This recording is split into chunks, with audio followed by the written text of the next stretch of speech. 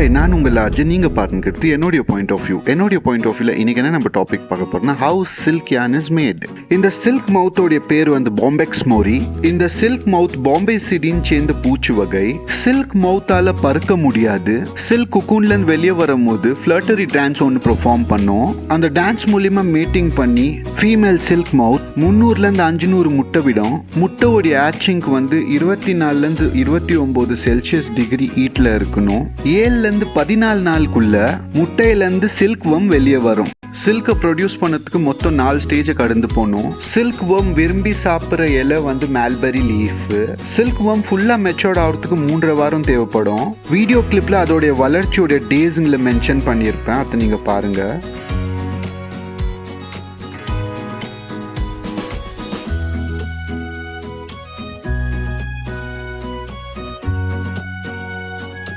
Silk வோமோடைய செனரேட் மூலியமா வெளியே வர லிக்விடு காத்துல பட்டுந்துமே சால்யூபிள் ஃபைபரா மாறிடும். சில்க்னா நம்மளுக்கு தெரிஞ்சது எல்லாமே வந்து ஒரு சில்கியான லாங் ஃபைபர். ஆனா சில்க் வந்து 2 பிரைமரி புரோட்டீன்னால ரெடி ஆகிருக்கு. உள்ள டெக்ஸ்சரா இருக்குது ஃபைப்ரோயின், வெளியும் வந்து அந்த ஷீன் கொடுக்கறது வந்து செரோசின். கொக்கூன் மவுண்டிங் கம்ப்ளீட் பண்ண 48 hours தேவைப்படும். கொக்கூனை வந்து கண்டினியூஸ் ஃபிலமெண்டா ரெடி பண்ணி இருக்கும்.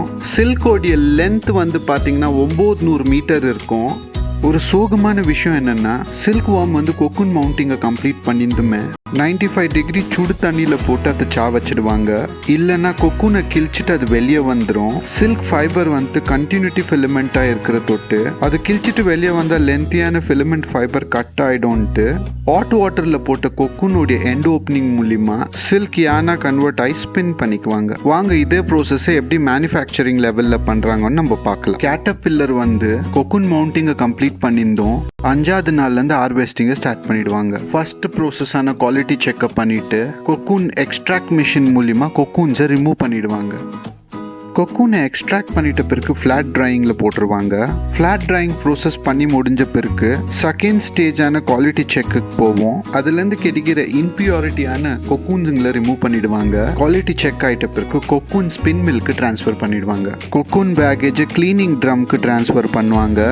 கொக்கூன்ஸை கிளீனிங் ட்ரம்ல ஃபீட் பண்ணுவாங்க கிளீனிங் ப்ரோசஸ்க்கோசரம். கிளீனிங் ட்ரம்ல ஃபீட் பண்ண கொக்கூன்ஸ் எல்லாமே எலிவேட்டர் மூலிமா 3rd குவாலிட்டி செக் ப்ரோசஸை பாஸ் பண்ணி மேலே போவோம். கொக்கூன்ஸுங்களை சாஃப்ட்வேர் பண்ணுறதுக்காக ஹாட் வாட்டரில் டிப் பண்ணி சோக் பண்ணுவாங்க.